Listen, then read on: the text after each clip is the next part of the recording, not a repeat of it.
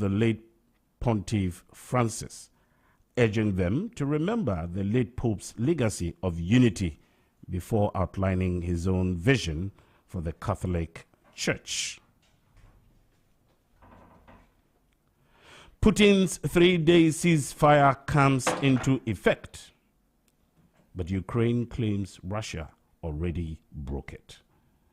Ukraine has accused Moscow of violating its own ceasefire agreement on Thursday, claiming Russian forces carried out hundreds of attacks along the front lines and launched guided bombs that killed and injured civilians in multiple Ukrainian cities. The 3-day ceasefire, timed around Russia's World War II Victory Day on Friday, was unilaterally declared by President Vladimir Putin last month and was set to begin at midnight local time on May 8.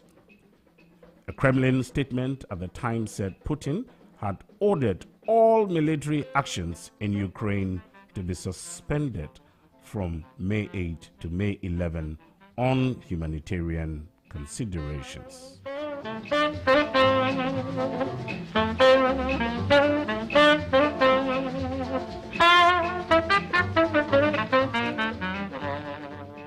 And now back to Africa. Port Sudan hit by drone strikes for 6th consecutive day. Port Sudan came under drone attack again on Friday, May 9, the 6th consecutive day of strikes in the coastal city that has become a vital hub for humanitarian aid and a refuge for civilians fleeing Sudan's 2-year war. The attacks, reportedly carried out by the Parliamentary Rapid Support Forces, RSF, targeted key infrastructure, including the airport, the port, and public buildings. Footage online showed thick smoke rising over the city, but no official casualties or damage assessments have been released yet.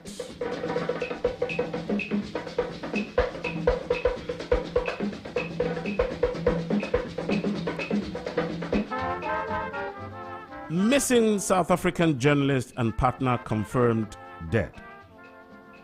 Human remains believed to be those of missing South African journalist Sibusiso Aseri Ndlovu and his partner Zodwa Precious Ndluli have been discovered in Limpopo province, more than 2 months after they were last seen. The bodies were found in a remote bush area and were in an advanced state of decomposition. While DNA confirmation is still pending, media organizations say forensic teams have already identified the remains. Police have arrested 5 suspects in connection with the case. Authorities reportedly recovered stolen items, including furniture, appliances, and parts of a vehicle linked to the couple.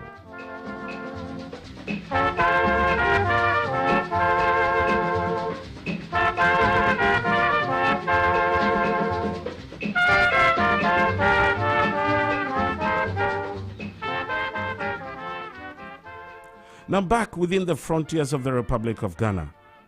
And our first story, 1-month ban on drumming and noise-making starts on Monday. The Accra Metropolitan Assembly has announced that this year's ban on drumming and noise-making will be in effect from Monday, May 12 to Thursday, June 12, 2025, as part of preparations for the annual Homowo Festival celebrated by the Ga people. In a statement signed by the head of public affairs, Gilbert Ni Ankra, the Accra Metropolitan Assembly said the directive applies to all residents, communities, and institutions within the Assembly's jurisdiction. The ban is being enforced in the interest of peace, harmony, and national security.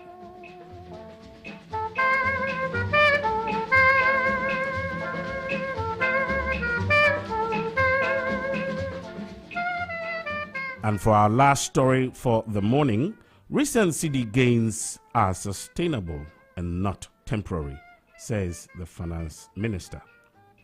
The Minister for Finance, Dr. KCL Ato-Forson, has assured the public that the recent appreciation of the cedi is not a short-term event, but the result of deliberate and strategic economic governance.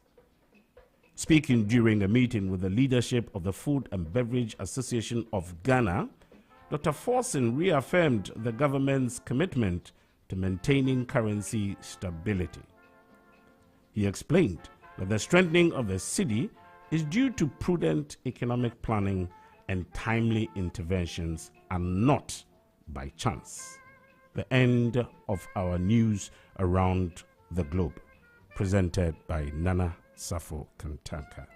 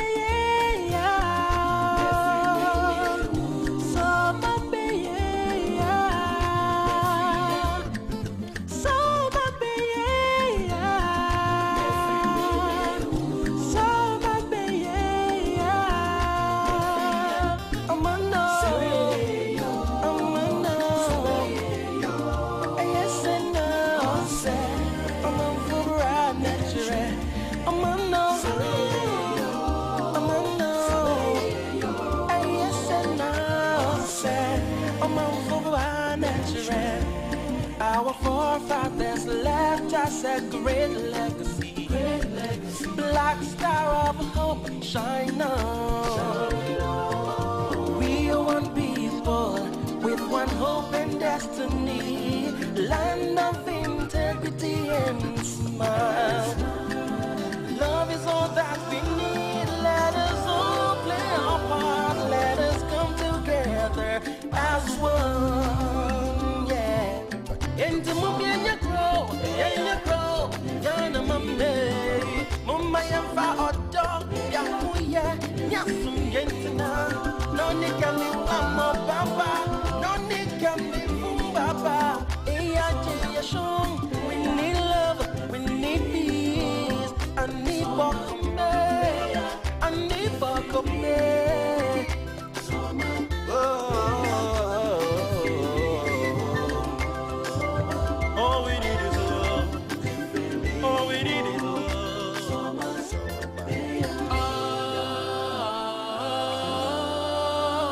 Someone be and free. Oman Beyeya. It actually rests on the people of the Republic of Ghana. Leadership will do their best. Indeed, I have learnt from my good old professor from whom you'll be hearing this morning that leadership is course and the rest he will add it when it comes on. Now exactly is 30 minutes gone past the hour of 9, and it is the 10th day of May 2025 in the year of our Lord. The program and the platform is Z Multimedia 101.9 FM, and the program is The Focus. This is where all matters of importance, matters of current affairs, national development, civic education, you won't find it any better anywhere but on Z 101.9 FM. This morning, we are looking at the very important issue of the announcement of His Excellency John Dramani Mahama on assumption of office on the 7th day of January 2025, when he declared, I, John Dramani Mahama, I have a social contract with the people of the Republic of Ghana. There are certain pillars that we need to hit. We would have to ensure that Ghana does not only achieve democratic credentials, but socially, economically. In fact, we need to become an economic giant within the whole of the Republic of Africa. This was taken very seriously, and in the last 1 week, the media has been awash with discussions on whether or not, when May 7th passed, and it was 120 days, whether His Excellency had delivered on his promise. I'll just take a little bite of what the president said, issuing a statement on behalf of the government of the Republic of Ghana saying, we promised and we have delivered. Well, the discussions are going to expose and see how well we have done or how badly we have done. The discussions for the morning, and even in addition to that of the 120-day social contract, will be that of the Code of Conduct. Very, very, very familiar voice and face on Z 101.9. And indeed, the second guest is the very first timer on this platform. But why not? He is sticking and staying, and he's going to support this very known face in bringing you all the discussions. First of all, we have Professor Stephen Adei, my own father. I call him Kwadei because that's what he prefers to be called the whole of this Republic of Ghana. Prof is right in the studio, very well seated and ready to do the discussions. Indeed, today he will do just the first part of the show. And when he's done, well, you don't want to go away because we've got Professor Enoch Opoku Entry, a global multiple award winner in leadership, entrepreneurship, and governance. Prof is currently the Dean of Business Administration, Entrepreneurship, and Communication Arts at the Academic City University in Accra, Ghana. There's a lot more that I'll be talking about, Prof. But until then, let me welcome the two gentlemen into the studio, the two profs, one Professor Emeritus and then Professor. Most welcome, sirs. Thank you very much. One Professor Awayemre. Well, you won't hear this anywhere but on Z 101.9 FM. I am just learning a new thing that when we talk about Professor Emeritus, what it means, if you're in a can, is that this Professor Wayemre, and for that matter, Professor Wayemre. Emeritus means Wabiashi. Interesting. Well, Papa, most welcome once again. Well, and I know that today you're just for the very first part of the discussions. And we're looking at this critical issue of governance. And I know that you are a great governance and leadership expert. Now, His Excellency on the 7th of January, when he took office in the leadership of the Republic of Ghana, amongst the many things that he promised the good people of this Ghana was the 120-day social contract. On the 7th of May, it was exactly 120. I'm not too sure what your comments are about the social contract, its necessity, and if you have a general assessment of how well this government has done. First of all, I think that I'm on record. I was interviewed by Joy FM, and I said that on the whole, His Excellency the President has done well in his first 120 days. The President, whom he should pardon me, is not out of respect, but I can say that the wife is my goddaughter, so I call him John. John is a good communicator because the social contract, he signed it with him. That's what he told us he was going to do. So all I can say is that I said this and I'm delivering my promise. On the whole, I think that he has delivered on that score what he said he was going to do in 120 days, much of it. He himself acknowledged that 7 are in progress. One of them being his 24-hour economy, which is an interesting one. I would like to reserve my comments on that one till they come out, because I have strong views about that one. But being an economist, I don't want to take the wind out of their sail till it's up. On the whole, I think that if you count just mechanically, the journalists are saying he scored 72%, which in our part of the world will be an A. So therefore, we must commend him for that. The second thing that I want to say is that, of course, if you set your own examination and you score, you grade yourself, it's easier. But I believe that during the 120 days, a lot of things have been set on course. The economy. I think there's an increasing level of confidence being engendered among Ghanaians as they see the treasury bill rates go down, though those who have money are crying. Those who are borrowing are rejoicing, but not much, because it hasn't reflected in the borrowing rates of the banks, which means that they are watching to see. And also the banks, of course, have a lot of non-performing loans, which they would like to use this opportunity to cash in before they lower their own interest rates. The exchange rate, definitely, the upward trend has been arrested. There has been some precipitous decline from the peak it almost touched of 17 cedis to $1. Yes, last night when I checked it, it was about 13.92 or so. We are being told that it will come to about 10. But we must be very careful about also those things, because it has implication on imports. It makes the demand for imported things, and if we are not careful, it will be a short-lived one. There has been also a sign of some disjoint between fiscal policy, that's what the Ministry of Finance does about the budget, that's fiscal policy, and that of monetary policy, what the Bank of Ghana does. And if they don't coordinate it, because, for example, if they continue to depress the treasury bill rates, people would start buying dollars. At this moment, yes, they talk about prudent economic management. In 3 months, you cannot be that prudent with much effect. Basically, there has been a good reserve, which part of it was left by the previous government, and they are buying, they are putting more dollars on the market. And of course, it's supply and demand. If you do so, there will be more, the price, which is the exchange rate, in the case of the dollar. I actually wanted you to complete with your preliminary comments, but wouldn't you say that that is a prudent economic management strategy which is leading to this?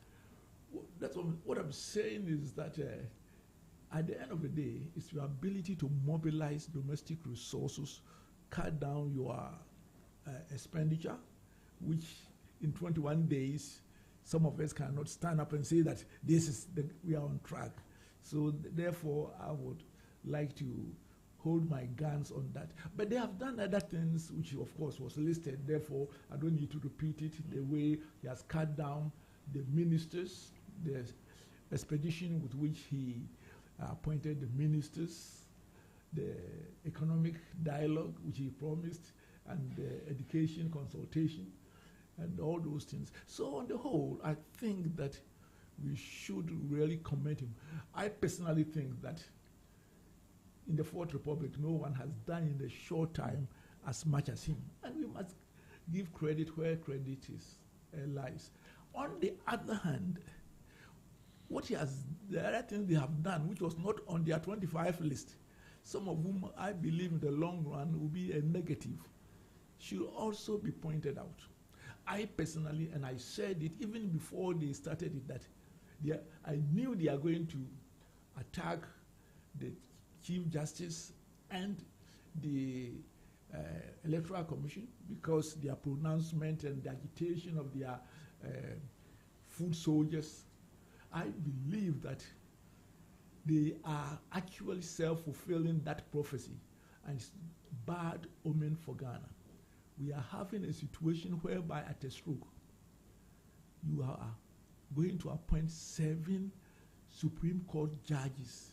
Meanwhile, you want to remove and replace the Chief Justice, most likely with a clear political appointee, and the acting Chief Justice, whom I know has distinguished himself as a judge, but also the same person who was allegedly had received 3 million bribe from NDC during the election dispute, and all those things. I believe that if they undermine governance institutions, mark it on the wall. It not be an anti-MPP, it will be anti-Ghana, because if we now so much politicize these institutions, the future is going to be bad. Again, it wasn't on their list that they are going to dismiss so many people. I think that when people are appointed to political positions, then you expect another government. But it has been going on government after government. When there was a change in NDC under Kufuor, there was some. It was accelerated when Atta Mills came. It became more people were sacked when Akufo-Addo came. Now there's a tsunami. And we are having a situation whereby public servants feel threatened. And let me tell you, already we have a high level of corruption among the public servants.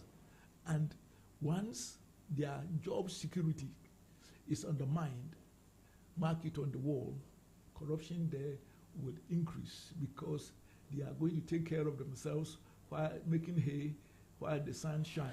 Making hay while the sun shines is what the good old man is saying. But I'm so happy that you did indicate that these were out. Some of the negatives that you have just mentioned were out of what the 120-day social contract, was outlaid. Exactly. Well, so for now, what we're doing is attempting to review what the government, led by His Excellency John Dramani Mahama, did sign, whether seen or unseen, with the good people of Ghana. We must look at what he has done in the 120 days, not what he said he will do. And I'm saying that what he said he will do, he's done excellently well. Other things he has done which he didn't say. And unfortunately, most of them. Let me give you one very serious example. You know that everybody by the middle, within one day, knew that NDC was going to win massively. Okay. And there's no doubt at all. And they must be congratulated. It's also a reflection of how Ghanaians felt about MPP's second term.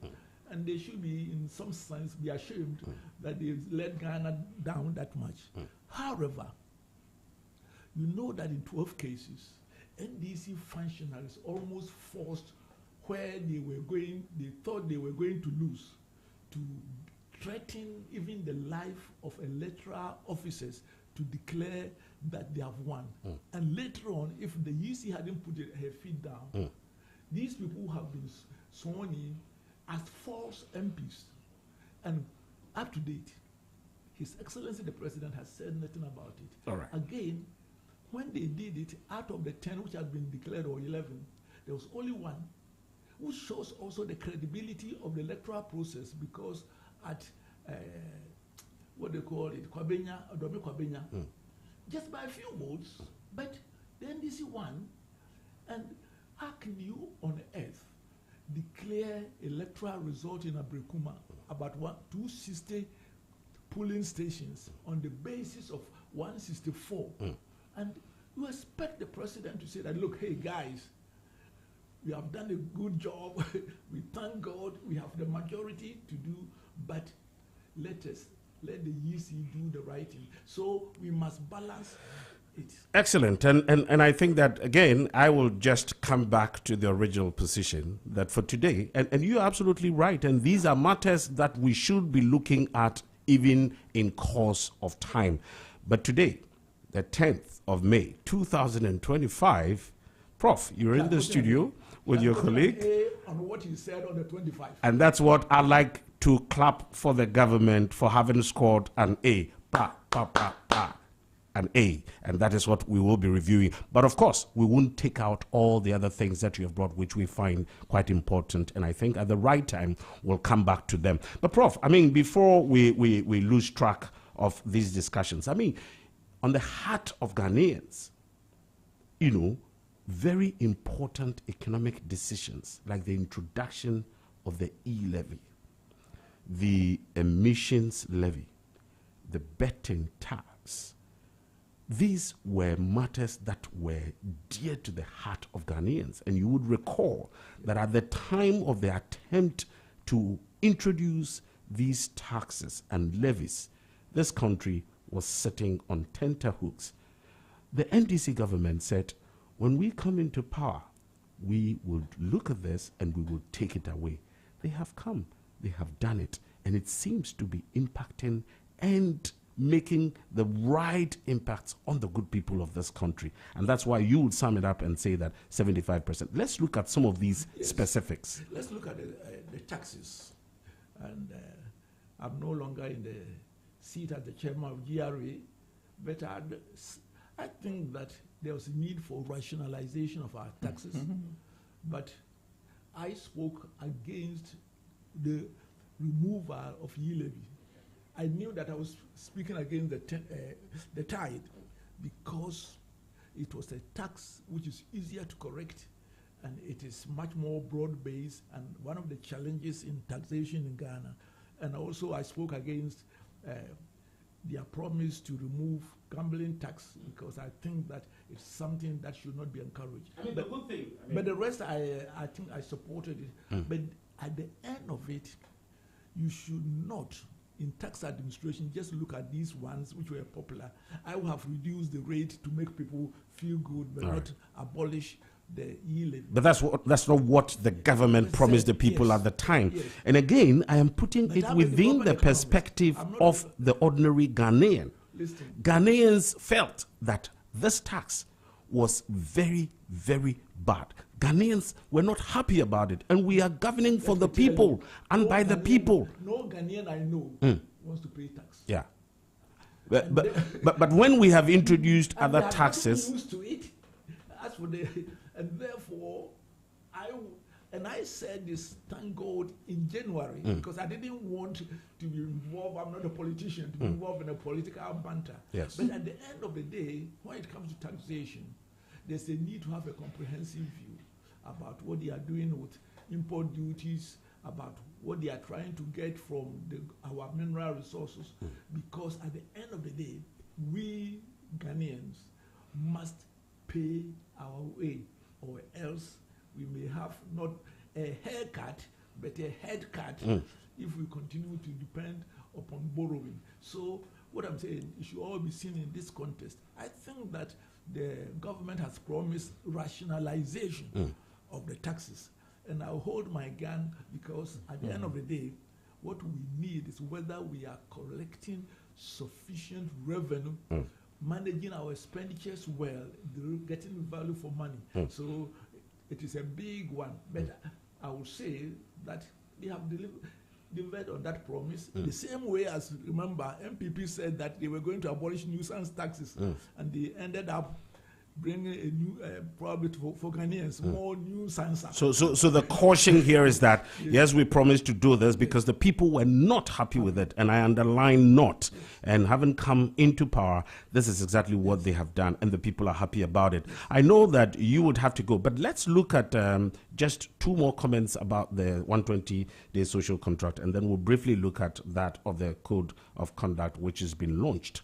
I mean, in terms of healthcare, and we know that health is one critical area where, the people, any leadership, any government who does not, put any importance or critical importance on health is likely, to endure its own performance and stuff like that. This government, led by His Excellency John Dramani Mahama, for example, has introduced that of the Mahama Cares Fund, which will look at improving our quality healthcare delivery and other things. Now, in the case of education, one critical component, which is the issue of female child education, girl child education, which was hampered seriously by some of the natural, biological, physiological changes in the body of a girl child, that of menstruation. And the government did say that, look, we are coming in and we are going to provide so much for these young ladies. Now, not to close it up, but also talking about that of the National Apprenticeship Program, which was going to encompass 1 million coders and stuff like that. These are critical matters that this government has performed on health and education. Very quick, because my time is up. Yes. First of all, I think that the National Apprenticeship is an excellent idea, and I hope that it will not be a 9-day wonder. I believe that we must give skills to our youth, both for self-employment and to be employable. I think that one of the things that has made Germany a very strong economy, despite all the ups and downs, has been their national apprenticeship system. If you don't qualify to go to university, it is mandatory for you to have 2-year apprenticeship in Germany. And I think that we must move towards that one. And so kudos on the government side. On the issue of the girls' parts, let me say that these are small things for what in the local language they say, these are something so minute that you could have done it and scored a score, and therefore it's good that they have done it, even though for me it's a beating horse. If we don't deal with the issue of schooling without learning in our public primary schools, this will be a drop in the ocean. But for the typical poor girl, this must be like, rain in the midst of drought. When it comes to the health, I'm still going to wait for their comprehensive health plan. This is a knee jerk, that's how you say it in those of you who went to Achimota and Fancy Puma and other things. Knee jerk affair. The Mahama Care Program, as currently designed, is not going to solve our Ghanaian health program. It will deal with some specific, especially non-communicable diseases. And even then, we need more details. For example, that every district hospital will have a trained dialysis and 2 dialysis machines. These specific ones. But Prof, won't you agree that this kind of step will fit very well into the assertion that the journey of 1,000 miles will start with just a single step? But what I'm saying is this is one item, but there's a need. For example, the previous government started the Agenda 111. Yes. By now, they should have come. Look, we cannot do every district hospital because some of them actually were crazy. In my own area, there's a district headquarters 5 miles apart, and they are building 2 district hospitals because it's Agenda 111. It's crazy. So these are the things. But I think that for the gallery and also for those who are challenged when they come to non-communicable disease. That will help, but they must come out with their comprehensive health system that is sustainable. Excellent. I know that you're very much hard pressed for time, but we can't let you go without talking about the code of conduct. I mean, Prof, if you want to go historically, I mean, you've had some past governments, some successive governments looking at a certain code which will guide them. I mean, many have said that, well, some codes have been introduced, but as to whether, they've been followed through and all that kind of thing, is another matter altogether.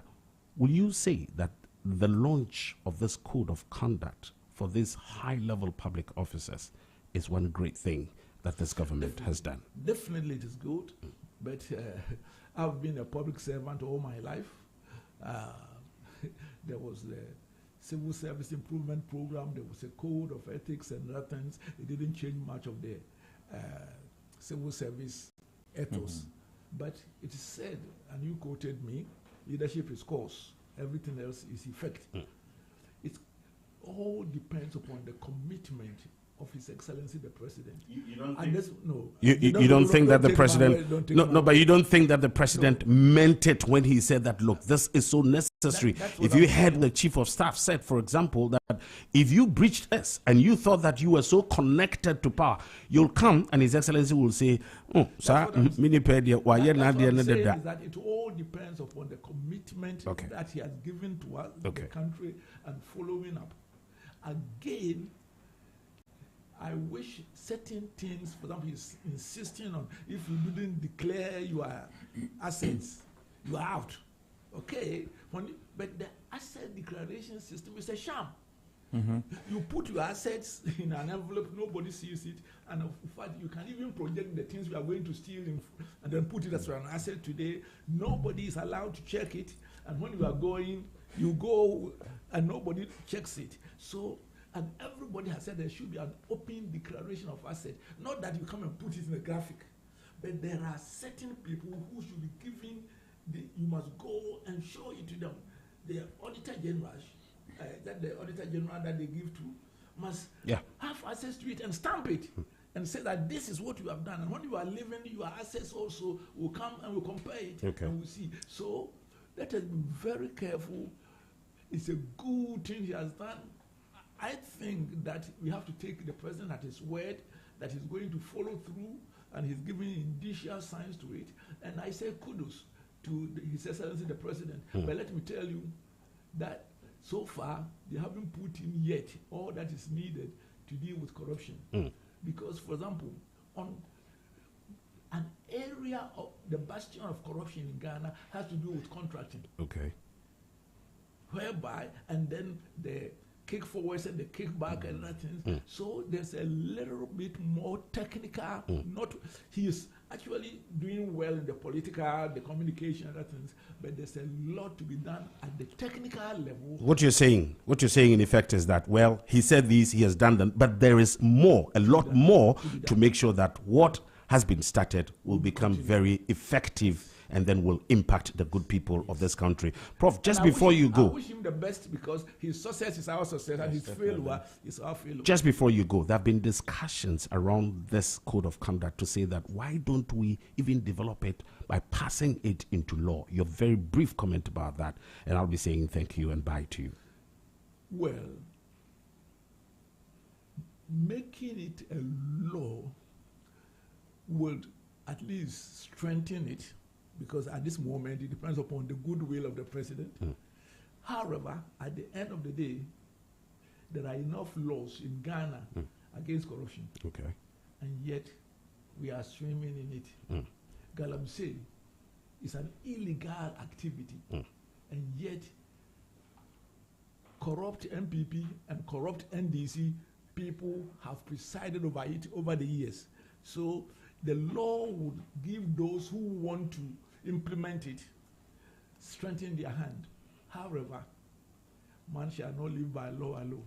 Thank you. Man shall never live by law alone, says Professor Emeritus, Professor Wayemre, Professor Wabing Ashie, Stephen Adey. We'd like to say thank you very much for joining us this morning, and we wish you so well in all the other things that you're going to do. It's exactly 1 minute to the top of the hour. In just 1 minute, it will be 10. And I'd just like to encourage you to stick and stay with Z101.9, your lifestyle, your leisure and business platform. Because when we come back, then we are moving into deeper considerations of the subjects which have already been scratched off. Stay tuned. Don't go away. We'll be right back.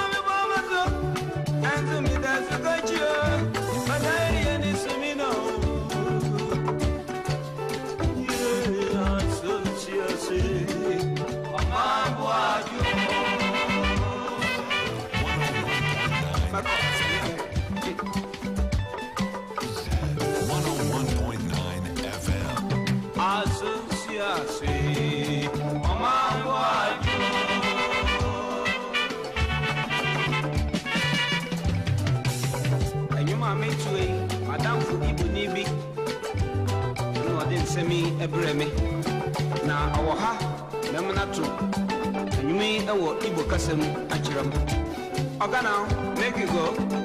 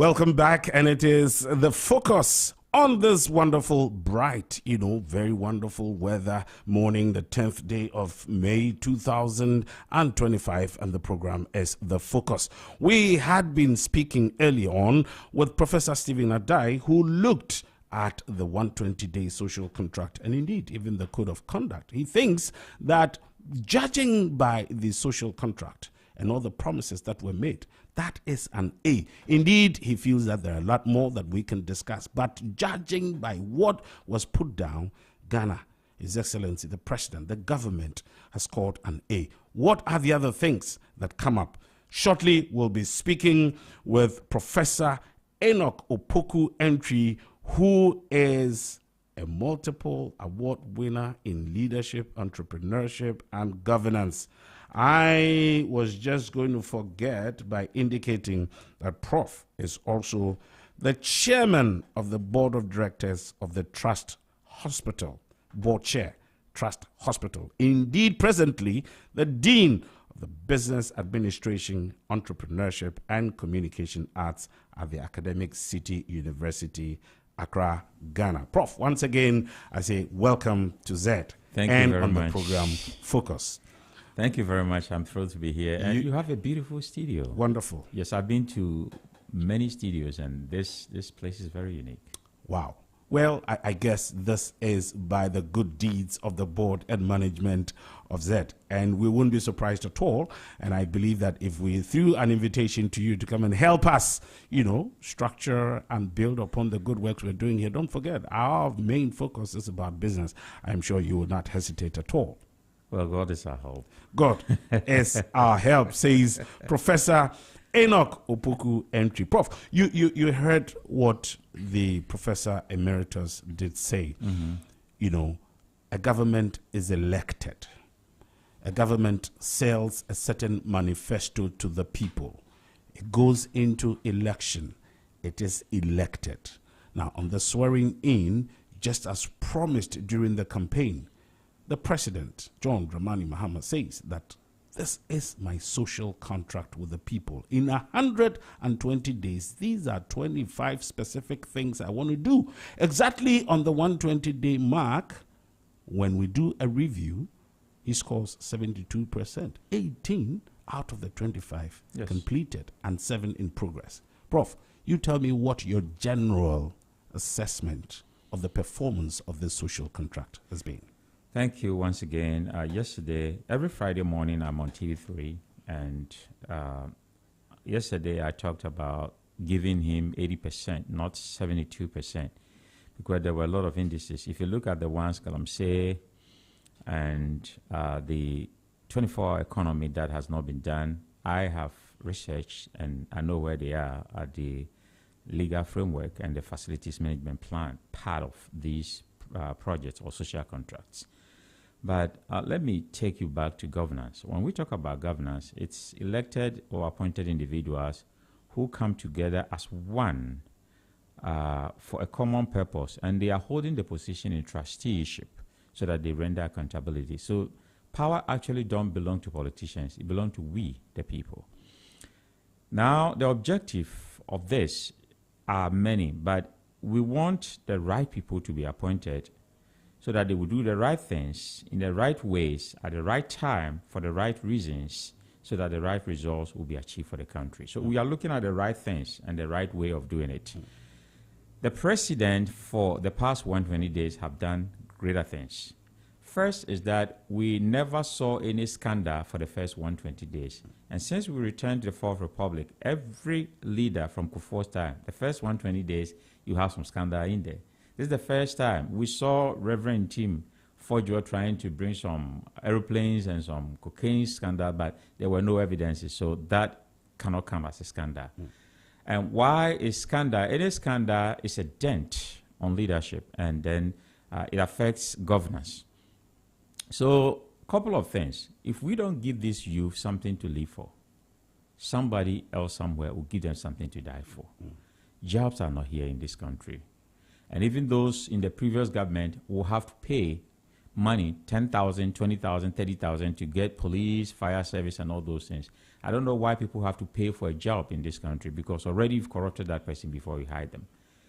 I saw a Jumara which was going to employ 10,000 individuals. And research has shown that if you employ one person, at least that person's income support not less than 3 other people. So 10,000 individuals are going to be given skills, and then they'll be given some funds to start their own business. That is the Jumara for 4 years, which is 40,000. Multiplied by 3, it's going to affect about 120,000 individuals. Then we have the code of conduct that I will talk about it extensively. Later. That's right. The code of conduct is a moral compass. We are a country that don't have values. So when we were born, 8 days, they will ask you, be named, that they will dip water into your tongue and say, this is water. If you see water, say water. This is alcohol. If you see alcohol, say this is alcohol. The idea was that they are instilling being honest in you. But unfortunately, honesty is not one of the things that we see in our social strata. And that means that our orientation, our educational orientation has been poor. People don't have values. They steal, they lie straight from their face. And that is not what I see in my travels all over the world as a leadership professor. We also have the leanest government. He promised the first 14 days to have his cabinet in place, and we reduced the number. Even the 60, the number is not yet, we had over 120 something for the past administration, and most of them were redundant because it's simply the law of diminishing returns. When you add more variable input into a fixed input, your marginal returns will go up, it will reach a max and then begin to come down. So you had a lot of individuals at the ministries, 2 deputies doing nothing. And we were paying money, salaries, accommodation, security, all those. That was a waste. Then you talk about also the youngest. So the average age of these individuals' cabinet was 48, which is the youngest. Then we talk about educational reform. Educational reform is long overdue. Remember that NDC did not scrap the free senior high school that people were afraid that it's going to be scrapped. But they are going to strengthen it by making sure that the food is good. I talked to a lot of senior high school headmasters and headmistresses. It got to a point that they were eating gari the whole week because food wasn't coming, And you heard the current president was saying that even his dog would not be given that kind of food. We all saw it in the media. Now they are looking at how to restructure that so that even the school feeding program will be handled accurately. And then we have the Constitutional Review Committee headed by Professor Prempeh. Our Constitution, for the past 33 years, most of the tenets of it are outdated. Why do I so? Do you know our Constitution says that if you are 21 years, you can be a member of parliament? How many 21 years have even finished university? But to be a headmaster, there's a policy from GS that you have to be at least 40 years. Somebody who wants to be a member of parliament, and being a member of parliament means that you are going to lead not less than 40,000 individuals. 21 years you can do that, but being a headmaster, you need to be 40 years.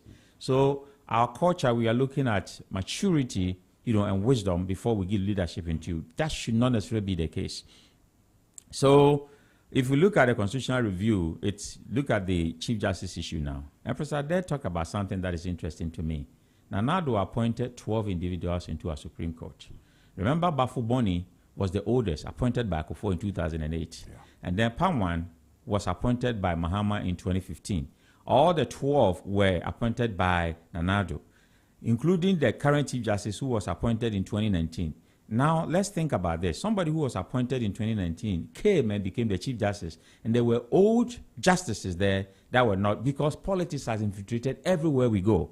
So you appointed 12, somebody is, and our Constitution is a mess. The reason why I'm talking about this, we stole, I'm using this word with care, we stole our Constitution, that piece from the U.S. Constitution.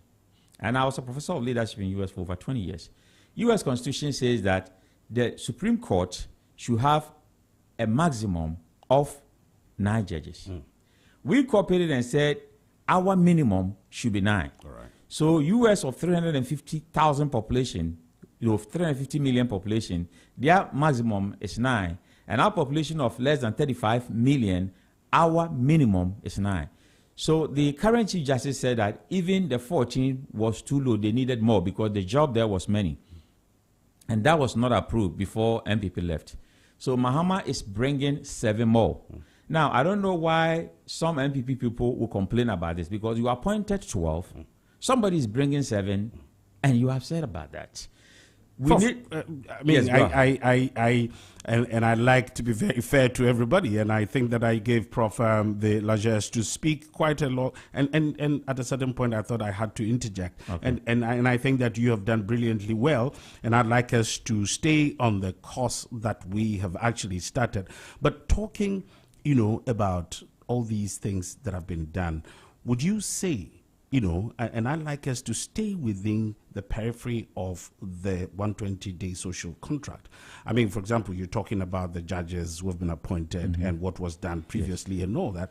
It's all within the 120 days. Are you saying that because the NPP did 12, if we did No, that is 7 not a core of today, my argument. My argument is that the Constitutional Review Committee is timely. Okay. And the reason why it's important is because most of the tenets of our Constitution for the past 33 years are outdated. So I was just picking some points of it. Excellent. That is all. You know, that's what I'd like us to look at, because we are building Ghana. We're trying to move Ghana forward. And so, yes, you just talked about stealing, probably copying, you know, from the United States. I mean, it is for the betterment of this country that whatever is good out there, we'll pick it, polish it up. So we expect that anything at all that we're looking at of international practice and best practice, we would look at how it will suit and better the So let me make a of the recommendation Ghanaians. here. That's That right. means that in fixing, you know, our Constitution, the reform that we are making, the reason why the First Amendment, the 14th Amendment in America is more important than the original law is that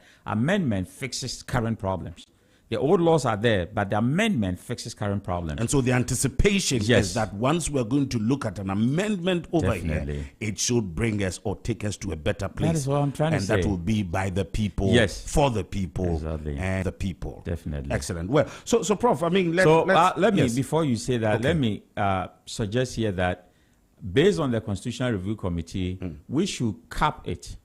We should cap it. If it is 21, we should say that the minimum is 9, but the maximum should be 21, so that other president will not be appointing more than any number, because we have not capped it. And then we can also say that a sitting president cannot appoint more than 7. If we call it specificities. Any reason why Yes, we you're call it- putting any reason why you're putting the number that any sitting president should be able to appoint not to be more than 7? Constitutions Any are particular guidelines. reason? If you are not specific, that is what I'm saying. That even in research, we call it specificities. Okay. If you are not specific, people will go overboard. That's what politicians do. So you need to cap. That is why America have the maximum, but we have the minimum. We don't have the maximum. So the question I'm putting is why 7, not 5, not 10? So it can be any number. I'm just All right. throwing the idea there. Excellent. That now we have 14, we are going to add 7. So it's going to be 21. Okay. If we cap it at 21, or let's say 25, we need an odd number. Okay. Then nobody can go into excess. But as it is now, anybody will come and they will keep appointing more. Yes. I don't disagree. I mean, and I think that staying within that, I think, is what will bring Ghanaians what we're looking for. Now, let's go back to the issue of the whole social contract Yes. again. We know that, well, you say that according to your assessment, it's 80%, but I think that generally we've looked at a 72% pass mark, which, like Prof. Adair said, is an A, and for that matter deserves all the kind of commendation that's gone on. But let's go back. You talked about the Ejuma, the Yes. Mahama cares, and all the other things. Let's look at some of those specificities. I mean, the most impactful of the pledges that, you know, have been fulfilled so far. I think that the Mahama care is one of the non-communicable diseases. Is a big thing. Do you know how much it costs for dialysis? As a chair of a board, as a city of a hospital, I know that trusts have got 6 dialysis machines. And you know, one individual sits on this machine for 4 hours in a day. So one machine can see 2 people just a day. And look at the number of people who have dialysis issues. So we need more of those machines, and we need specialists to train them. We need machines that can recycle and produce water so that, you know, they will be washed properly well. We need the ambience at our hospitals, which means that, you know, most cases are being even born on the floor. So our health system is not the best. And I agree with Professor Ade that we need to have a very comprehensive policy on our health system. I am currently working with Mayo Clinic. You know, Mayo Clinic is the best hospital in the U.S. for the past 10 years. And they have the same model as the Trust Hospital because they are scattered around with different locations and different specialties. I also live in Ohio, and I was Ghana Association president there in Cincinnati for over 8 years. And I know what is happening there, that Cincinnati Children's is the best children's hospital in America where they have children things. I tried to link them with Kolebu. I will talk about that another day, and I know what happened. They turned the whole thing into an exchange program that people were bringing their family members, and they canceled that. We have a problem as people, and that is why I've been talking about morality. Unless we fix our morality, so education should work more on morals, values. We have lost our values, and that's our problem because your character is your destiny. You know, you talk about leadership, the course, and all the other things. Do you know how I define leadership? Leadership is your character in action. That is my definition of leadership. It's your character. Your character in action. Yes. In action. That is the meaning of leadership. So every individual you see in leadership, you will see that person's character in that leadership. And anytime there are even two people, there's a leader there. So leadership is the most commonest you can find. Even in the animal kingdom, there are leaders. The wisest bee, you know, the wisest elephant or the dancing bee. So if you meet at the bee's world, the one that can dance very well is the king there. So God who created us have made leadership in such a way that leadership is everywhere. But in Africa, we over-glorify leadership. Why do I say so? Because 80% of leadership is followership. And political followership has brought us into where we are now. We don't have critical friends. You know, I am very objective in whatever I say. We don't have critical friends even among our own parties because we are talking about Ghana. That will say that, Yanom, what we are doing is wrong. We always wait for the opposition party to come and tell us, and then we say it's a propaganda. But there are a lot of things we need to do for ourselves because we are far behind. You know, where others are doubling their steps, we are far behind. And we keep fighting about political parties. We are Ghanaians. And Ghana first. Because when you travel, we have something called a passport that says that you are Ghanaian. Even if you become naturalized in another country, they will ask you that which country are you originally from. Anything that happens, any criminal record, they will still take you back to the country of origin, even though you adopted another country. So let me go back to the other policy that is really making waves that I like was the nuisance tax we talked about. E-levy was scrapped. I think that and the previous administration wasn't prudent in the numbers. If they had reduced the numbers, as Professor Ade was talking about, and you know, gradual implementation would have helped. But that number was too high to, you know, and most Ghanaians, how much are they earning? Wages is also one of the big issues here. People having very low wages. And when people have low wages, morally it affects them. And they look elsewhere to get money to top up how they can survive. So e-levy has been abolished. We have the emission tax then the bed tax. I have a friend who was telling me that he won 3,000 Ghana cedis on bet. And he kept the money into the account because he didn't want to pay the 10% until John Mahama reviewed and then took away the bet tax, and then he took all his 3,000 Ghana cedis. Nothing was taken away from him. So there are many things you might not you take for granted if you don't if you don't bet. I don't bet, but those who bet, it might be a source of income for them because that is also where they are going to get some relief. But just one step back, you seemed to have agreed with Professor Ade that probably the e-levy should have been implemented quite incrementally. Yes, you know, not going straight. It could have been progressive. In that case, would you say that scrapping at this time totally was a bad idea? Research has shown that. Do you know that 60% of the revenue we get in this country are coming from Greater Accra and Kumasi? So only 40% is coming from the 14 other regions. It means that workers are concentrated in these two big cities, the Greater Accra and the Greater Kumasi. So I don't know where the government seeks to get money because you need resources to build our dilapidated infrastructures. So yes, the government could have started, you know, reducing it. But since it was a promise, campaign promise, and they have to keep it because we are assessing that as a social contract, I think that they are looking at gold board because I've seen 2-point-something billion within this short time. And I like that idea about the gold board because you know that our white brothers, 3 things they don't touch: water, trees, and then animals. The reason they don't touch animals is that animals also enjoy life as we do. And then water bodies, without water, you can't survive. After 4 days or so, if you've not drank water, you die. So people who are looking for gold chains and everything, we need water first because water is life. And the trees too, they don't touch these things. I think that if we look at our resources very well, and then we make sure that all resources go to the right place and then not individual pockets, because this is a country where individuals seem to be richer than the government. Individuals are becoming richer and then the government is becoming poorer. So, yes, I agree with you. We could have reduced it, but for now, if there are other ways government can get revenue to support the expenditure, then that would be great. That will be great. So says Professor Enoch Opoku-Antwi, who's right here with me in the studio. Is exactly 24 minutes gone past the hour of 10, and this is The Focus, looking at the most current issues that bring national development to the good people of the Republic of Ghana. It's on Z101.9 FM. It is your lifestyle, your leisure, and your business platform. Well, we'll be taking a short break, and when we come back, we'll be continuing with the discussions. But Prof, before we take this break, I mean, I'm happy you did agree with the fact that we probably could have found a way of limiting, the introduction. I mean, the amounts that were taxed on the e-levy and the other levies, so that at least there would have been some port from which we'll be fetching from. One thing that was very much dear to the good people of the Republic of Ghana, which I think resulted into the massive support and which eventually led to the election of His Excellency John Dramani Mahama, was that of the 24-hour economy. Are you happy about where we are after 120 days? Yes, I'm happy to some extent, but until you roll policy like this, people will not see the tenor of it. Remember, Guzitano was a presidential candidate, and he is in charge of this. I know a team has been formed to work with this. Before you roll such a program, you need to conscientize the people about it. We should all understand that it's not everybody who will wake up in the morning, go to work at 8 and come back home at 5. In the advanced world, while some are coming home, some are also going to work.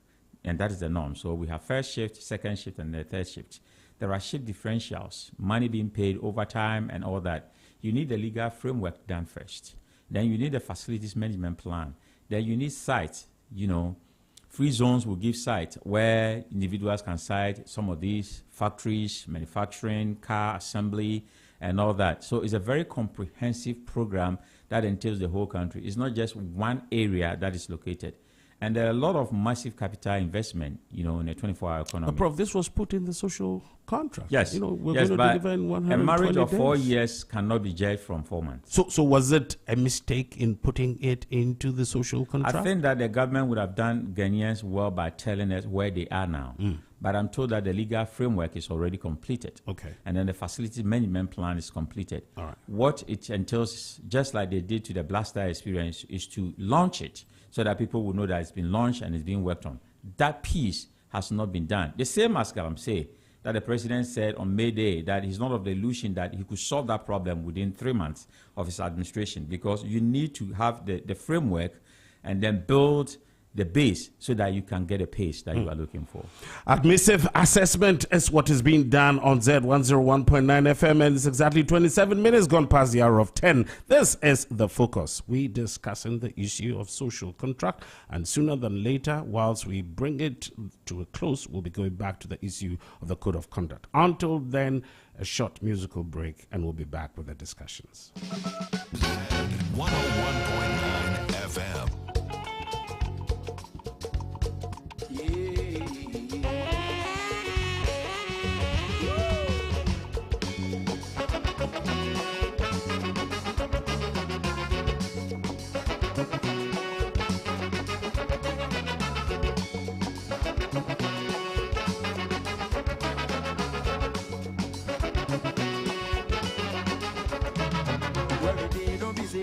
Now me suma woneke. Worry day no be say nothing. Now me suma woneke. Worry day no be say nothing. Now me suma woneke. Worry day no be say nothing. Now me suma woneke song. Brother, you know what we did? Get everything song. So what did happen for your side? Is it? Me friend be memu. Kana mind the she and me. Unia. I be Black Star. I say I'm from Africa. I be Ghana man. But my fellow human, oh, they treat me well. They know they respect me. Cause I they look different. Then so baby, I'm free. No, yeah, was oh yo. Yeah, what you must be. They say, yeah, was oh yo. We get the cocoa, We get the cocoa, we get the timber, we get the timber, oh, we get the boxer, we get the bauxite, we get the fine river. fine. Something they there, I say, where we did no be say nothing. Now me suma one again. Where we did no be say nothing. Now me suma one again. Where we did no be say nothing. Now me suma one again. Where we did no be say 101.9 FM. nothing. Now me suma one again. I say,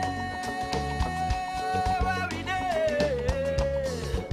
no be say nothing there. Where we did, where we did. This day, We get the cocoa, we get the cocoa, oh, we get the gold, we get the gold, and we get the boxer, we get the bauxite, we get diamonds, we get the diamond. and we get plenty things where we know they talk about. Now so yeah, was Where we did no be say nothing. Now me suma one again. where we did no be say nothing. Now me suma one again.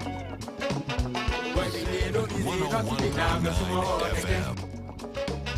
Where we did no be say nothing.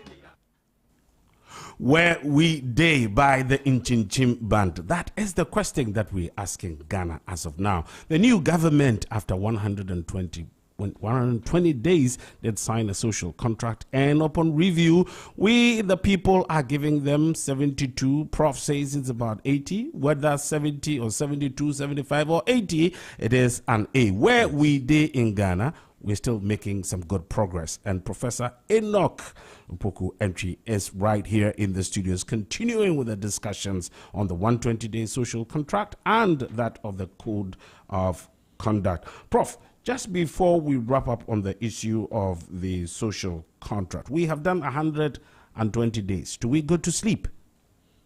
No. You What do can't, we do? You can sleep. 120 days of 4 years means you cannot sleep. The president needs to leave a legacy so that posterity will judge him. One thing that he's lucky because being given a second chance, it's not many people who have it. He's lucky with Donald Trump. So even in U.S., it's only one president in the history of many years who has come back again and won. So once you get that second chance, it's just like your relationship did not go well, and then you go back, and then the individual gives you a second chance.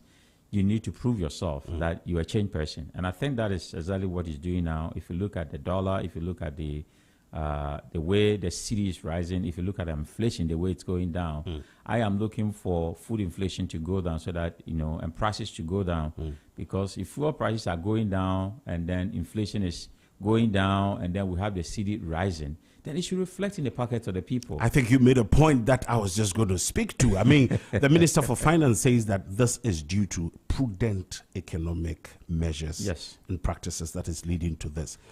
To the contrary, other people think that what is happening in the United States of America is what is actually pushing us, because now the US dollar is losing its hold, and that is what is actually pushing the other currencies up. And like you just said, prices of food, the cost of materials and other things still remain the same.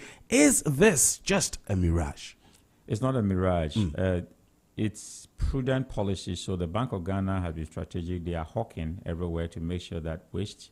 So if there's a waste cut, and do you know this morning that our rating, according to S&P, have been raised to CCC plus within 3-4 months. So even the and fundamentally, as I'm alluding, the point that people are making globally is that it's just because the United States dollar is losing its value. That's not the case, because the CFA and the Naira are not rising. So if you compare ourselves with other neighbors, yes, it's not rising. It means we're doing something right here, which is good. So we should not bring politics into this. Absolutely. It's a good thing for the country that our city is rising. I'm not going to talk about previous government and this, but let's talk about now. The city is rising, which is good. It used to be 17, cities to get $1. Now we got to a little almost over 12, below 14. You know, and 13. Below 14, thereabout, and the government is pushing for 10. It means this, that is this sustainable? We should sustain it because this is our money. I don't know why we live in a country where people rent in dollars and pay fees in dollars. And what happens to your currency? You need to respect your country. So even Mauritania, once you get to the airport, they make sure you change the money you are bringing into their own currency. It helps their currency. I've been traveling, from US. I get to Amsterdam or Schiphol Airport, or you go to you pass through Germany, and you want to buy even burgers, and you can't use dollars to buy. You need to change into euro because people respect their money. And once we begin to do that, the value of our money will come. The other thing we have to do is to trade among ourselves. If you look at what Traore is doing in Burkina Faso, the Sahel states, they have now Sahel passport. ECOWAS have not been able to do it for 20 years. And then they are trading among themselves. Do you know that if you go to Nigeria, the rich man food is Gary? Come to my backyard garden here in Accra. I have a lot of cassava, big ones. I just threw them there, and then, tubers, you will see them. If government can help with Gary production, and we export Gary to Nigeria alone, do you know the money that we can get? So there are a lot of things. Driving from Spain, Madrid to Barcelona, there's not a single wasted land. Every land is cultivated. We waste land here. We have a lot of fallow land that we are not, using for agriculture. And agriculture is the backbone of everything. So I think that if we focus there on agriculture, how we can produce food and feed ourselves, it will reduce the price, because we are even importing tomatoes. Do you see the price of tomatoes now? A small basket is 200 Ghana cedis. Exactly the point that I was making. Even when the cedi is appreciating against the US dollar, even when prices of crude is coming down globally and all that, we still, are holding on to the cost of prices and living. So where is the link between all the good things we're seeing about the appreciation of the cedi and that of the actual cost of living of the ordinary Ghanaian? So that is why the government cannot sleep, because South Africa have a department under the Ministry of Trade that makes sure that prices come down. If inflation had come down and then their money is also rising, we don't have any mechanism to do that here yet. So the government is just appealing to people, reduce your prices. But coming from Koforidua this morning, I can tell you that even cassava and cocoyam and plantain by the roadside that they just cut from the backyard is still as expensive as the one in Accra here. And what is I don't know. I just don't know. So we should look at that and then find a way of reducing the prices. Ghanaians are such that once they raise prices, they don't bring them down. In advanced country, they bring prices down. If everything, even when fuel prices go down, they reduce prices. But here, once they raise the price, they don't bring it down. And that attitude, I think we should look at it. The Honorable Minister for Finance, the Honorable Minister for Agriculture, and all the other things, I'd like to say good morning to you. Good job being done. But the cost of living to the ordinary Ghanaian is still not just the best. Well, let's just be closing the issue of the 120-day social contract. We've done 120 days, and it's between 70 and about 80% good so far. What next? Another 120 days? Another 240 days? How are we going to sustain this? And what should be the role of the ordinary Ghanaian civil society in ensuring that whatever it is, the cause that we have set for ourselves as a people in development, led by the government, we will be able to maintain and sustain? I think that the best practice that we can adopt is just like if you want to lose weight. And let's say you want to lose 20 kg. You can't lose 20 kg in a day. So you can chunk it that every week I'm going to work out to lose 2. And if you are able to do that, you multiply it by the numbers, and before you know, you've been able to lose that kind of weight. So let's do it like that. We can chunk the way we are doing things. Instead of the next 120 days, what's the government going to do? So let's take the import duties. It's a big issue because when people are bringing in things, it costs a lot. You buy a car for $10,000 in US, you get to the port and they are charging you almost $20,000 to clear it from the port. Of course, you will shift the final price to the average consumer. But now, do we know that if you are paying $10,000 at the port now, $10,000, you are saving about 30,000 Ghana cedis now the old 300, because the city has, risen. The value The is value. actually... So there are a lot of things we have to look at the port. Why is Togo having that kind of easy, port fees, and then we have skyrocketed ours, and it's making things expensive because we are a country that do not even produce underwears and socks. We import them. And some of these things, even the sanitary part, 300 million Ghana cedis were used to make it. If we can have factories that can produce sanitary pad here, that it will provide jobs for us. Because anytime we buy products, goods and services for another country, we are providing employment for them. So once we begin to produce those things ourselves, it will help us a lot. That's right. The other one is the Galamsey. We should also chunk that one. Every 120 days, the government should give us update. If the government can brief Ghanaians every month that this is the update of what we are doing. We've been told that out of the 9 reserve forest that was taken over by this Galamsey, we've been able to claim 7 back. So it's left with 2. Something that is illegal, anybody behind it. And I am now calling on the MPs, the now MCEs that have been confirmed. We have the assembly members, the elders, the chiefs of any community that this is your land. So if you allow Galamseyers to come and then take everything away, then it will be a time you don't have water to drink. Now that pack of bottle of water is 40 Ghana cedis. Imagine there will be a day that we'll be importing water. So we should be thinking about the future and the consequences of what we are doing. And that brings me to the accountability piece of the code of conduct. You see, the president talked about our culture. We'll come to the issue Okay. of the code of conduct, Okay. but you've touched on one very important issue, which has got to do with illegal mining, Yes. Galamsey. Yes.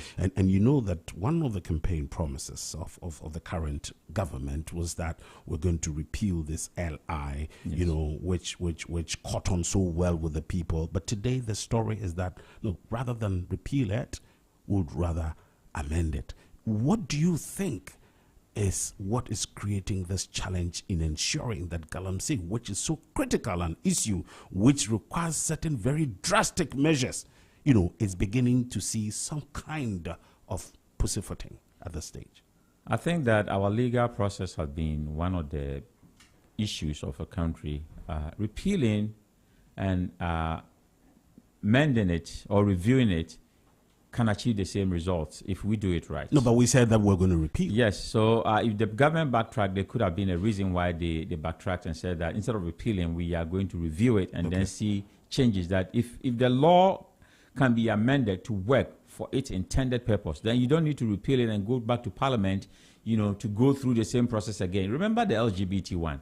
Remember, the president did not assent to it. So now this current parliament will have to go through the whole process again as a bill. And, that's a lot of process. So if we can fasten it. But you know that the issue of Galamsey is virtually, primus inter pares. I mean, yes. This is something No, that is dear to the biggest the issue survival that of the this nation. former administration, the president put his presidency on it. Yes. And it didn't work. And that's exactly one of the reasons why we said, away you go. And let's Yes, get yes. this So new one this government that will is be coming held in. accountable for Galamsey because the government promised to handle it. But the president talked about it recently, as I stated earlier, that he said it's not of the illusion that he can solve within 120 days. So, okay, first 120 days, what has he been able to do? And then many people have been caught. Some have been deported. Foreign nationals have been deported. We've reclaimed 7 out of 9 reserve forests that was taken over by these Galamseyers. I've seen boldly, even on social media, some of these people showing their machines saying that we are able to Galamsey now. We are not living here.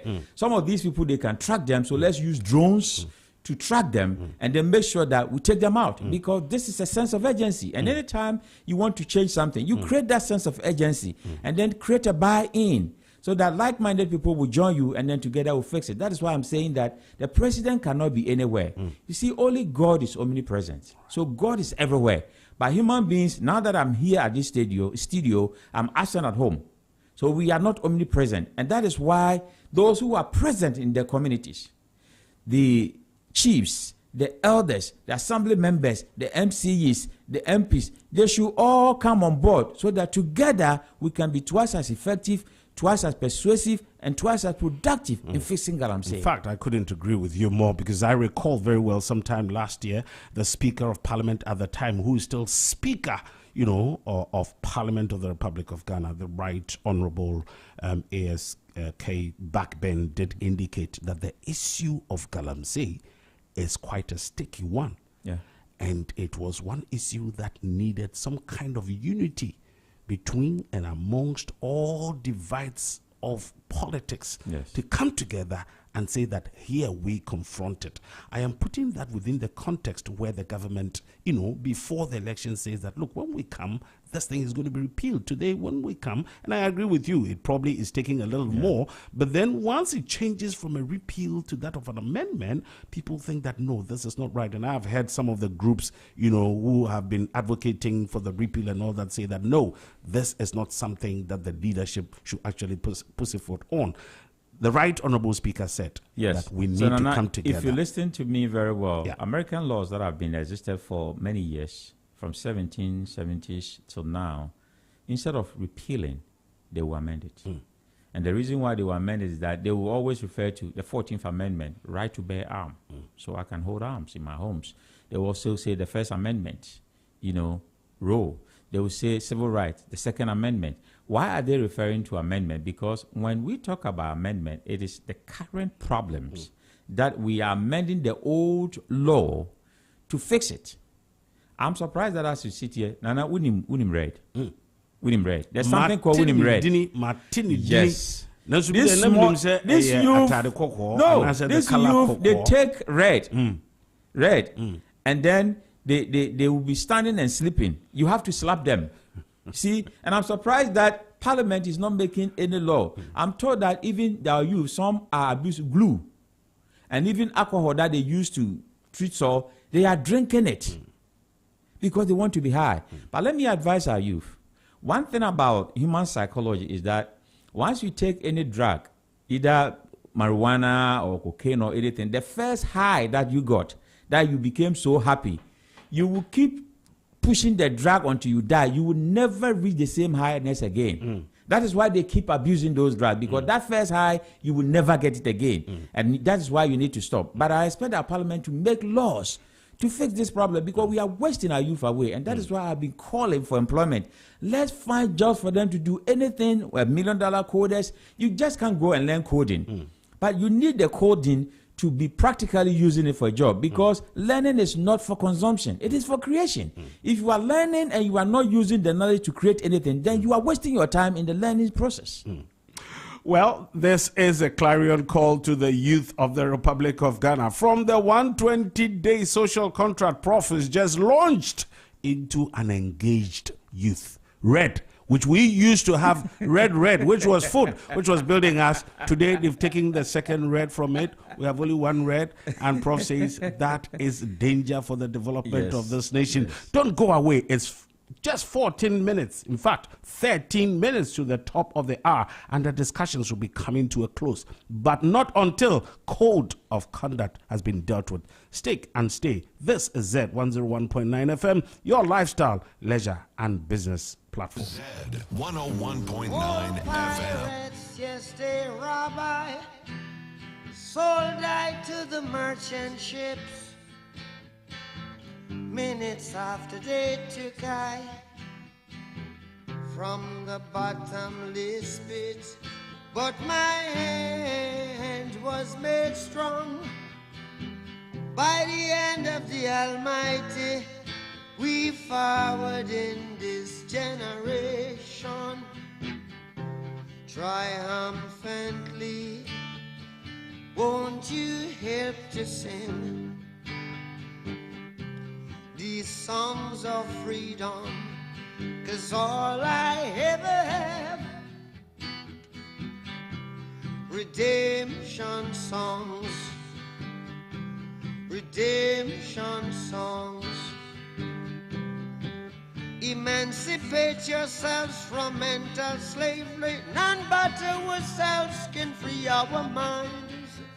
Have no fear for atomic energy, 'cause none of them can stop the time.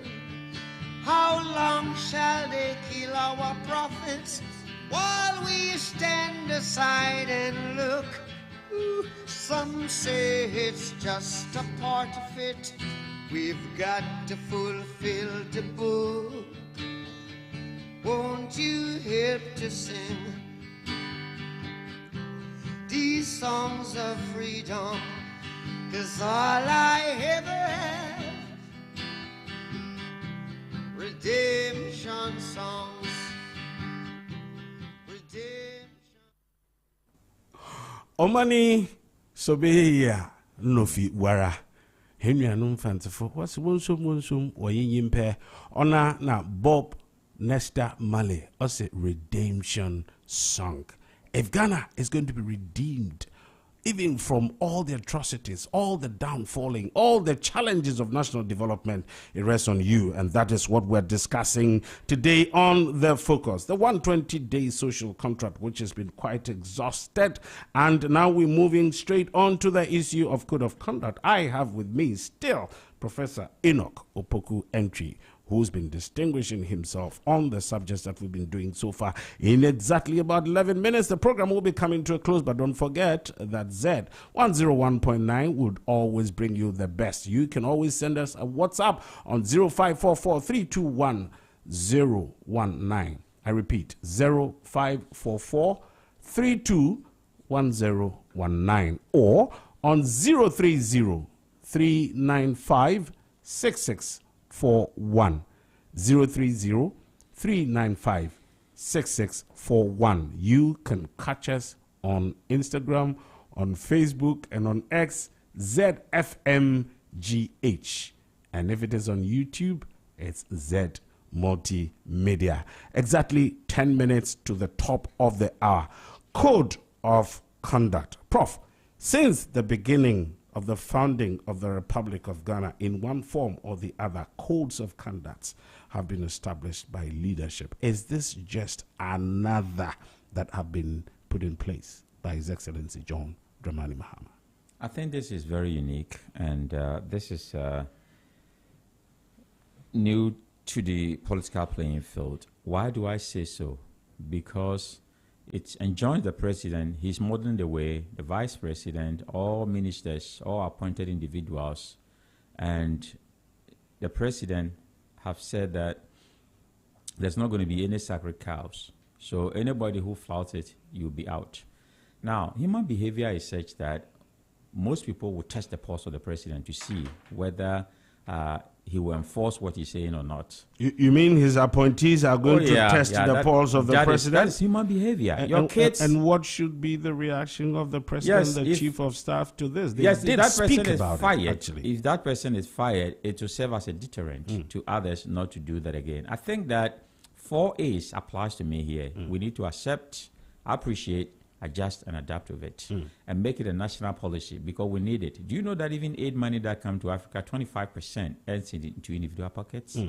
And talking about ORA, which is also has been one of the 120 days contract, if the money that people are assumed to have embezzled, if we get all the money back, do you know the hospitals it can build? Do you know the schools that it can build?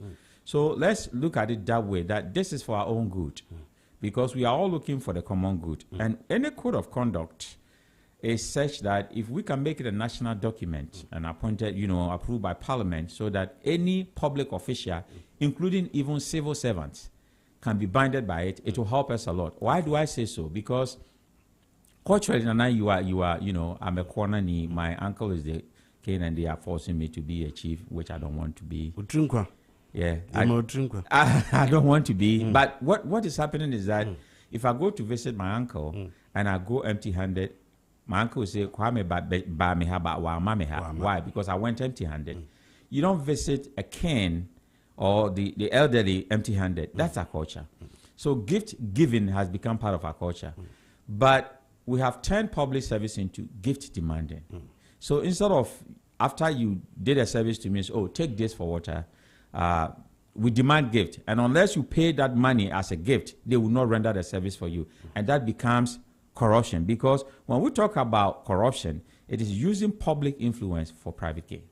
So when the president said that appointees cannot accept gifts or buy any state asset, it's a good thing. Do we remember previous, I'm not going to mention names because we are talking about for the good of Ghana. Yeah. And we live in a country where you mention names, or when you speak and it doesn't go well to a political party, even if though you are neutral, they would think that they will tag you as A or B. come at you. Yes. But some individuals in government stayed in government bungalows, and when they finished, they did some maintenance and bought it. Okay. And then some individuals took it to court, including to the Supreme Court. The Supreme Court said they did not err, so that's okay. Interestingly, you would find it on both sides of the divide. I'm saying that all the political parties. But imagine that everybody who goes to stay in government bungalows also do some maintenance. We all do some maintenance. Right. And then I buy it at cheaper prices. Then there will be a time, once you are appointed as a public official, there will not be any bungalow for you, right? Yeah. So when we are making even justice, it should be fairly and equitably distributed so that people will have confidence. And that is what Code of Conduct does. They bring trust into the government. Do not accept gifts beyond 20,000. Yes, I think that... Was that something... 20,000 is quite some heavy amount, isn't it? Well, to a politician, 20,000 is because if I go home just weekend, people who come to our houses and ask for money and all those things, and for 20,000, that's just because...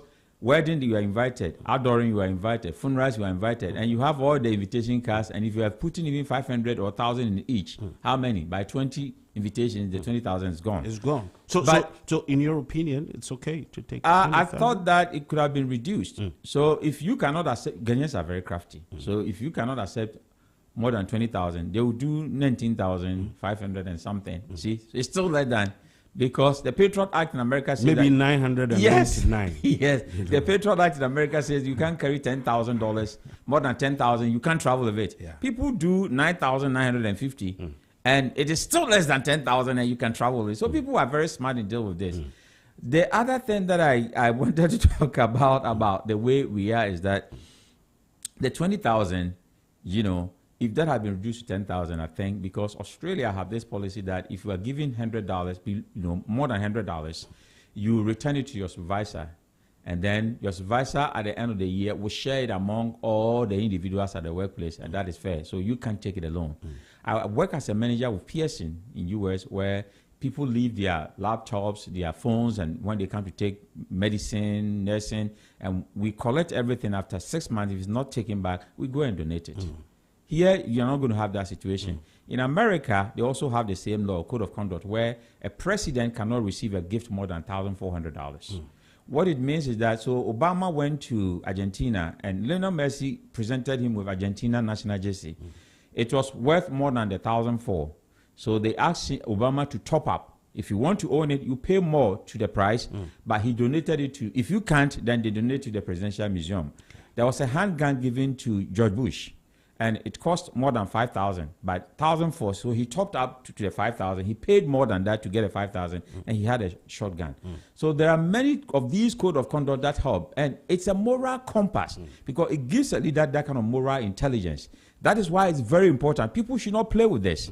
If you are leading, because John Maxwell says that it is always lonely at the top.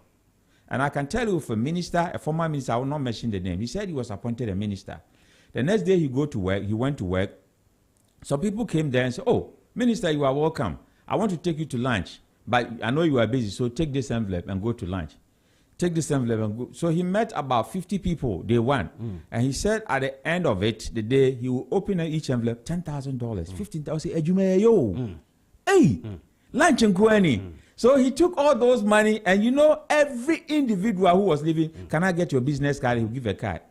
They went to the port, and anytime they also imposed, "Oh, the minister is my uncle." The minister, and before he knew, he's been called by the then president that, "Look, and Crawford say we didn't waha." So the person who is corrupted, the gift giver, knows what they are going to get in return. Before they gave you that, you need to be careful. And sometimes it comes as something that is not threatening to your position. But before you know, you are in trouble. And that is why this is going to scare people. Because if you are traveling with any drugs at the airport and you see the TSA, you'll be shaking. Because their presence alone will deter you. That is why you need this moral compass of a document so that it will deter people from doing the wrong thing. Prof, let me just put this very directly. Do you think that the launch of the Code of Conduct will prevent corruption? Secondly, will it promote accountability, prevention of corruption? It will not promotion? prevent, but it will reduce corruption drastically, especially when people are punished enough to serve as a deterrent to the others. What was the second one?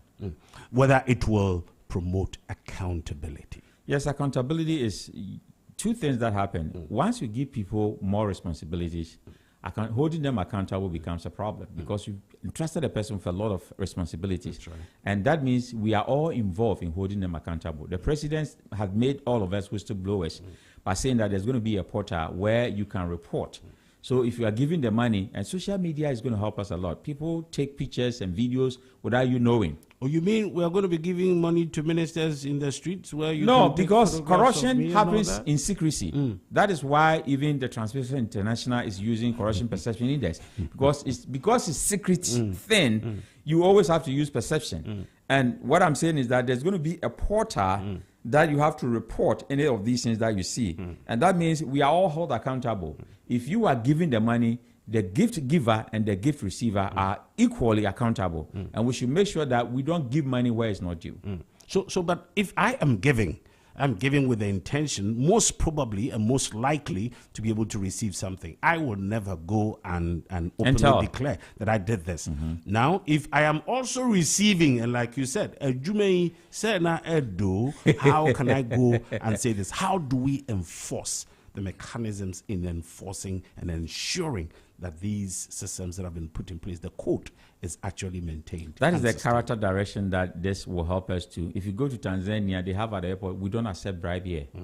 And I've been to a couple of places in East Africa where even a private, security guard, you try to give them some money because you bought everything, you are leaving at the airport, you don't have a use for their money. And you give it to the person, no, I can't take it. Because they have been conscientized to, we all have conscience. They've been conscientized to know that it is wrong. And let me say this, wrong is wrong, no matter who is leading it or who is behind it. Once we get to know that corruption is wrong, we as a people will live right. And then we will have that kind of money going to individual pockets for the public good of our hospitals, our roads, and then our schools. And we all enjoy the life that we want to enjoy as a country. If you want the Republic of Ghana to grow, do not encourage wrong. Enforce, ensure, attempt, make every possible means to ensure that Ghana lives right. That is how you and the people within the community that you operate from and in the ultimate session, the Republic of Ghana shall grow. And that is what Bob Nestor Marley said, redemption. And that is how in Ghana here we say, Wonsum Wonsum Wanye Nyimpa. It's exactly 11 o'clock, and that is how we bring the curtains down on this morning's discussion on your very popular, effective national developmental platform, The Focus. I bet you do not stay away.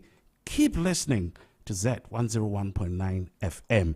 Wrong is what Professor Enoch Opoku Entry, who is a leadership and governance expert, who is dean of a big department in the university, the academic city university here in Accra, and of course the board chair of the Trust Hospital, has been sharing with us. I believe that Ghana is moving forward. You want to join with this force. The 120-day social contract is over.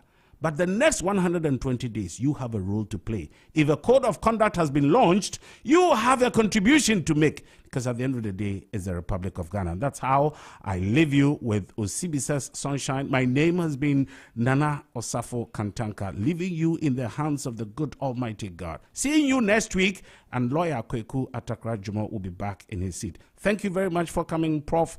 Enoch Opoku Entry. See you sometime soon. And the good people of Ghana, stay good, stay tuned. It's 101.9 FM. Bye for now. 101.9 FM.